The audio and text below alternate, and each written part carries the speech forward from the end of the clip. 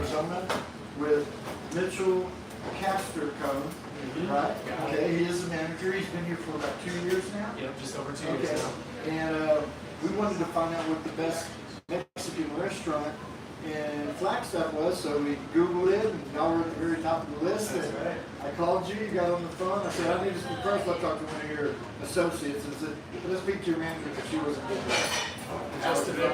Yeah, let's rock, you know. So, and then Mitchell got on the phone and we told him we were going to Pena Desert. We got lost, we got mad. We were going to be, this was supposed to happen like 5:30. Wasn't going to happen. So we have a few questions for you. We're going to start off with a rapid fire one with you. Okay? So let's go ahead and get that real quick. And we can thank my sponsors. They already know who they are. Music News, Fueled by God, O-Ray Band, Texas Songwriters. Yeah, I decided to take on the restaurant industry. We'll talk about that later. All right, guys. Here we go with Mitchell. So you've been here 2 years. Correct. 2 years. Okay. So, favorite dish on Salsa Bravo menu right now? What is your favorite dish? You know, I think my favorite dish right now is going to be the steak fajitas. Yeah, they're all hot, sizzling. The steak is juicy and tender. Oh yeah, oh yeah. You better take a bite. Almost like filet. Melts in your mouth. Next time. Yeah, definitely. Okay, all right. Chips. All right, chips, salsa, mild, medium, Hot all the way. What was that flavor? That was the Pineapple habanero. Oh yeah, she took one at it. She I was said, like, oh no. I took a little taste of it. Oh my god. Awesome. Tastes good on anything. You could even serve it up with breakfast. Yeah, you could. Steak and eggs or something? Yeah, we'll steak and eggs. Yes. Okay, guys, here we go. What's the one secret non-menu thing customers might not know about what goes on behind the scenes? It's going to be the flautas. They're not on the menu. We don't tell people how we do them, but we do them really good. That's all you need to know.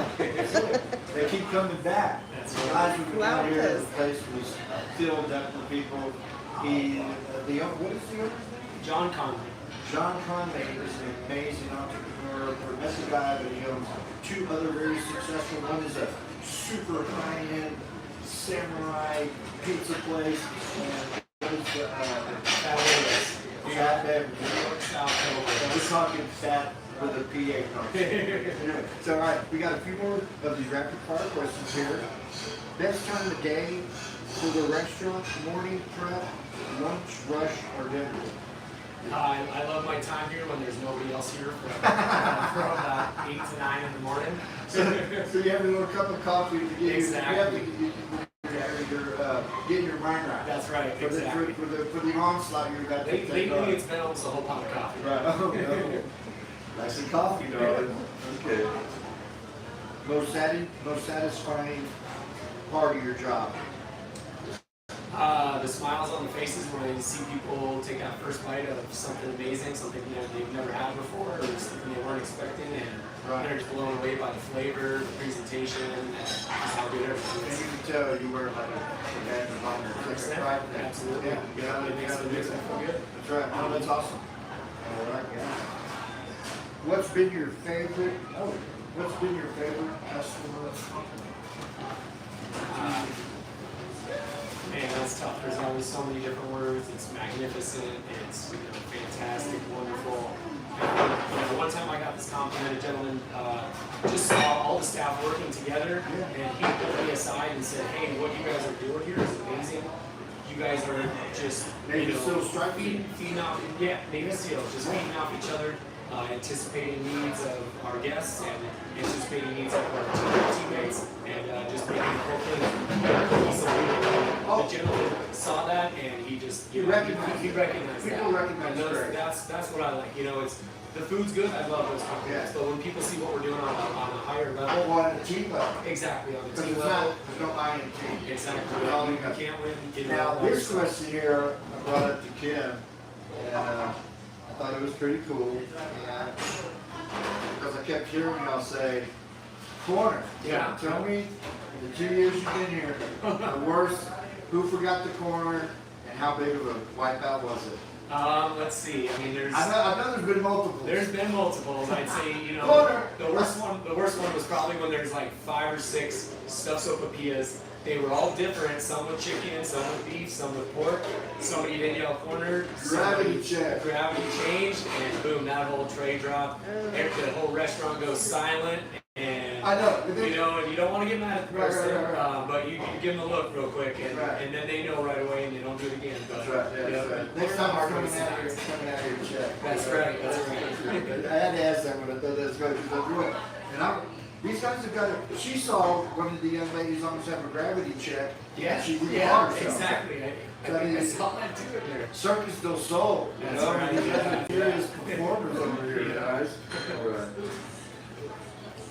If you were to pick one area to improve immediately, what would it be? I think I know the answer. What do you think? I think you run a fine old machine here. I mean, You know, there's nothing that we need to change. We're always making, you know, minor tweaks and adjustments and just fine tuning. It's really what it is. you guys are always elevating. That's right. Exactly. Yeah. You can't stop when you get to a certain point. Always trying to surpass our own Right. accomplishments. You know. And me being the super guesser I am, I got it. You got it. How do you go? Well, you kind of told me a little bit about this. Where you're like, no, okay, I'll come chill for a little bit, then come back. Yeah. Hook you up, and you did. You're Yeah. a total man of your word. So, how do you unwind after a very busy shift? Oh It's a man. kid's show. Yeah. I mean, me and my buddy would go play disc golf or something. There's a lot of good disc golf courses around here. I won a frisbee tournament in Actors. Oh yeah. Yeah, when I was about 10 pro. But yeah, Okay. yeah. Disc golf is some serious stuff. It is. We got hit with a disc golf. Yeah. It'll hurt you. That's gonna hurt. Probably worse than a golf ball. Yeah, and then actually, besides that, I love mountain biking. I'll go on, a big ride or whatever, clear my mind. And You're totally fit. You've got like 2.5 body fat. I appreciate that. One of the things I love to do back in my Al Bundy days when I was athletic is I used to love a buddy, my cousin turned me on to the racquetball. It's very elaborate. Yeah. Uh-huh. And I find out that the best guys in the world that play racquetball is these little bitty Mighty House guys. Oh yeah. That can just like run really quick. They got that agility, yeah. They got that agility and stuff. So you do an athlete? Yeah. I played everything: baseball, football, lacrosse, a little bit of soccer. When I was Team young. player. Team Go player. figure. Yeah. Go figure. All right, we got a few more of the rapid fire ones. Here we go. One thing about Salsa Brava, you wish more people knew. That we are a local small business. There is one and only Salsa Brava here in Flagstaff, Arizona. Anywhere in the world. Anywhere in the world. Yeah. And we make everything from scratch. We touch everything. No GMOs. No GMOs. We heard all the stuff you Yep. can do. Gluten-free, just Yeah, everything was we got like, it was like, gluten-free options. for as unhealthy as it sounded, pretty healthy. Exactly. No, it's very balanced. Yep. Really good stuff. We had the Navajo taco, absolutely amazing. Kind of had a little bit of tostado on steroids, a little bit for me, but so flavorful. And we had stuff sopapilla. Yep. So, always being brought up in a Hispanic culture myself. It's true, just like when you read on your bio, it's meant for sweet, good, but now you guys are with meat, pork. You can do anything. Yeah, exactly. I So was- that's more a new Mexican dish. Yeah. Our style here is, definitely some traditional Mexican mixed with a lot of, Southwestern food. That's where you get the stuff so that from. Right, that's where you're innovating. Yep, exactly. You're pushing the envelope. Yeah, that's right. That's what right. you said. All right, here's the last one with a rapid fire. 3 words that describe Salsa Bravo's identity as Flagstaff restaurant. I would say precision. I would say camaraderie with the whole team. Yep, absolutely. And I would say, attitude. That's what makes or breaks places. Well, Kimberly was telling us you were one word. he's a hustler. Yeah. It's obvious, you know? Yeah. That's great. So we have a few questions for you. We're going to do the regular ones. Now that we're broken the ice, Yeah. we're good to go. And, Cool. all right, here we go, guys. Can you tell us your background and how you came to be the manager? Yeah. So I've worked in restaurants most of my life, probably since I was about 15 or 16. Washing dishes, busing, doing all that. And I worked my way up. I worked at a very big restaurant in Durango, Colorado, and ran the kitchen there for almost 10 years. I moved out to Flagstaff, northern Arizona. I cooked for about a month or two. They were paying me minimum wage. I worked a little bit more than that. Yeah. I came over here. I was giving me a shot as front of house manager. A couple months later, she offered me assistant general manager position. So Like the Jeffersons, you were on your I suppose so. I mean, Yeah, I seriously, suppose so. that's awesome. That's why I'm here. And I can tell that the owner really appreciates your hard work. And Yeah. taking care of you guys. Yeah. Mother love. Absolutely. He's an awesome guy. It's great to have owners like that that actually care about their employees and they're beyond the money. Yeah. It's got quality. Exactly. And in the community. Yeah, I know that. Oh, yeah, I know you guys. We do a lot for the community. Yeah, that is a part of what they call economics. It's doing well and doing good. Exactly. Hey, can I interrupt? We have somebody that wants to know, do y'all make your tamales from scratch? Unfortunately, tamales is going to be something that we do not offer. I believe we ran it as a special before, and they're going to be made from scratch if we're going to be making them here. Unfortunately, you're not going to find that on the menu. You're going to have to give us a call and see if we're running that as a special. Very nice, okay. That is Thanks. awesome, but I'm telling you guys, the meat stuff, sopapilla was just absolutely The smoked amazing. chicken and the sopapilla, the cilantro cream sauce, they go amazing. Now granted, they hooked us up with like, because we want to try as many food possible. We're gonna have a Mexican breakfast Monday morning. For sure. It's gonna be good times.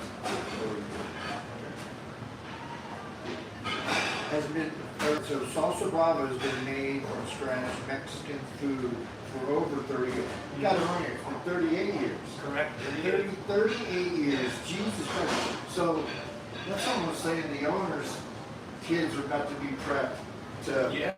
You know, They both worked in both kitchens here at Salsa Brava and at Fat Olives. Both now out in college, and yeah, they're remember we were talking about it when we saw the years, it's like, just coming in and take it. Somebody's gotta take Papa's spot, you know, eventually.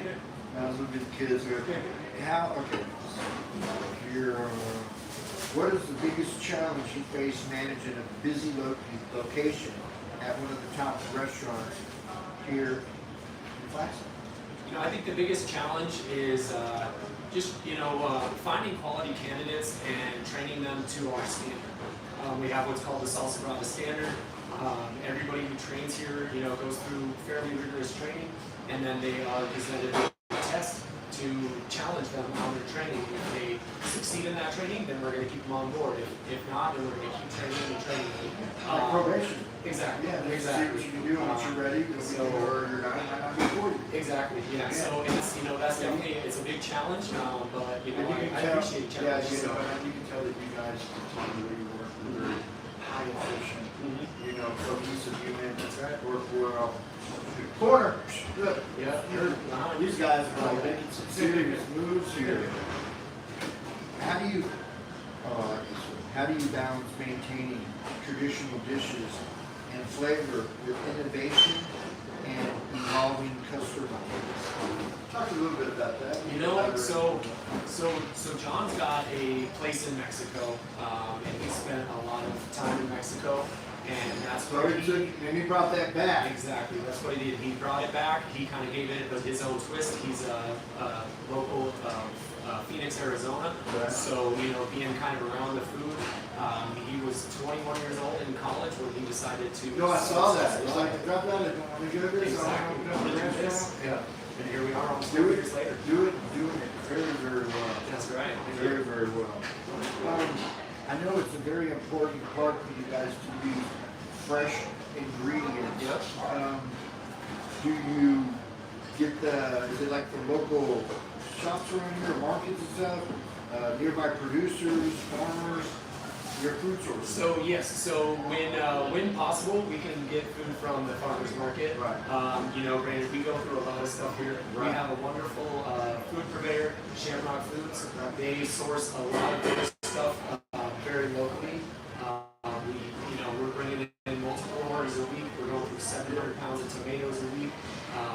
It's gone up because it was 600. That's right. This is Yeah, that's exactly. exactly what I was going to say. Yeah. Man, you done busted me. I mean, Yeah. I've been doing my research. Yeah, and then 700 pounds of tomatoes. Yes, sir. You know what kind of tomato fight we can have? A big one. A big one, mess, for sure. man. Oh my God. 700 pounds. That's absolutely insane. Tell me about how you manage the staff, especially the area of food, customer service, and handling every part of that. Well, you're so talking about that ultimate team thing, you Yeah. put them through a rigorous training. well, and so myself with my cooking background and being in kitchens for so long, I know that food needs to be safe. I know how to keep it safe. And I think you see stuff before it happens. Absolutely. Yep. On the head of the curve. Exactly. That's good. Yep. And that's also part of our training is to catch those guys before they make those mistakes and cross contaminate something or whatever. Say something, speak up. Yeah, exactly. Wow. Yeah, so it takes a lot, but I think a lot of my experience is helping me to make the right decisions in the right moments. Just want you to know you're lucky to have this guy. He's amazing, young man, on his way. Well, how do you, what system or matrix do you use to monitor the restaurant performance, sales, waste? Well, you told me you have some kind of system. Okay, you got a system. We do. We have, I'm not going to go into details of what systems we have, but they're very intuitive restaurant systems where almost any scenario you come up with in a restaurant, they found a way to calculate it. So whether that's AI food or stuff. it essentially AI is becoming a new thing right now. So whether it's labor or food costs or whatever, we can see all those different metrics and That's saving you so much time. we see all the time. Absolutely, and time is money. So. Yeah, it really is. You got just a few more for you here, Mitchell. How do you handle customer feedback, positive and negative? And what's one example of feedback that led to a change? I'm happy to get feedback from customers either way. Whether they hate it and they're like, this isn't what I was expecting, because then it opens the door for a conversation. Well, hey, what were you expecting? When you walked in, Charlie Kirk. perhaps. Yeah, Exactly. It's the day to talk about it. Yeah, so, and so if they're upset, I offer to remake it because in my opinion, all of our dishes are made to perfection. Right. And if they didn't taste it the way it's supposed to be tasted, I ask them if they'd like for us to try it again. If that's not, to their liking, I'll choose something for them. I'm like, look, it sounds like you're kind of in the mood for this. This is going to be the closest option to that. Let me get you that. It's an executive decision. Right? Exactly. Let me tell you what I think. That's right. What I think you're probably related. Exactly. Yep. Yeah. It's been a great interview, really, for sure. Yeah, my pleasure.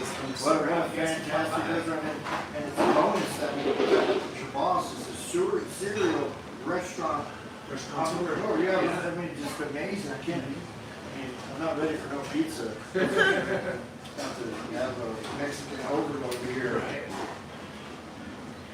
Can you walk us through the process through introducing a new menu item or special? How do you decide to test or roll out? We're going to have John probably doing some research and development, seeing what's popular in the markets. Birria tacos, for example, kind of blew up within the past couple of years. We've played with it as specials, and it just sells like hotcakes. To have that on our menu would maybe almost take away from some of the other things that we do have to offer. So it's a lot of decision making when you're considering adding something to the menu, whether it's Because it's going to affect how it is. exactly All your customers. exactly. And we've been around for so long. A lot of the items on the menu have been on for about that long as well. And you're also, why are you changing this? It's A little bit like that. And so that's why it's fun to be able to do those specials and stuff. Exactly. Test the market, exactly. See what people like. Yeah, that's right. We got one more question, and then I think I have a possible couple of my own to throw in there, as I do. And do this direction here. looking ahead, what are your biggest goals or planned improvements for Salsa Brava over the next few years? I guess that's whatever the boss man is talking about. Yeah, absolutely. Well, you know, I'll give you a little background. When I came in, he asked me to kind of change the whole kitchen culture back there. You know, we had. He actually asked you. He did. He put that on. He did, and that was a very big ask of him. No pressure. Yeah, no pressure at all, of course. You know, I did my best working with the present staff we had at the time, as well as welcoming on new staff and having those, you know, more veteran people start training more and more people. Yeah, veterans are always going to give the youngsters. They're going to show them the way. Show them the ropes. And so now we've got an amazing kitchen crew of, you know, cohesive guys. Everybody can run every station back there. Everybody knows everything that's going on back there. So other people can do other people's jobs if they have to. Absolutely. Right. If And y'all are built that way. It's not like you have that culture. Hey, Mitch built it. It's so much so that all of our front of house managers are trained in the kitchen operations as well. So Okay. if I'm down to cook or if they're really busy, I can hop back there, make sure I'm helping get food out. That's my damage control. I'd rather make sure that food's going out, looking good, tasting perfect, and then I know I trust that my customers are receiving that good product and they're going to be happy, as opposed to being reactive where I have to go back out and be like, I'm so sorry we made this wrong, whatever it is. Right. No, I like to stop that at the beginning. Yeah. We're all No, going cut out. it off before it gets going. Exactly. Yeah. So, besides being an amazing demo, my girl Kimberly has a degree in logistics. It sounds like you got a logistical way of thinking. I suppose I do. Yeah, by the numbers, and get it done.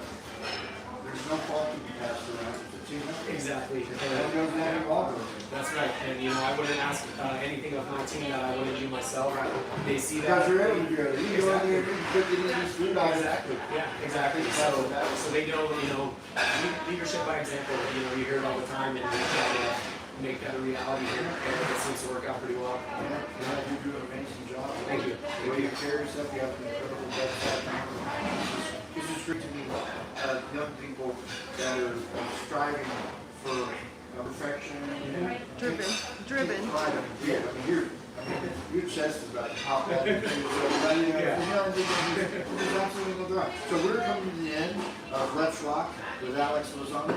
We're here with Mitchell. He's kicking butt, taking numbers here at this amazing Mexican hybrid restaurant. Definitely not your typical Mexican restaurant by any shape or form. One of the things we like to do on all of my shows is to ask you to name off, in no particular order, a handful of people that you love and care about, and you want to give them a big shout because they're going to see this. Okay. Yeah. Totally. My mom, my dad, my sister, my beautiful girlfriend Shauna, just all my friends and family. Shauna, you're a lucky girl, great guy. Okay. Awesome, brother. Thank you. Great. Yeah. Amazing.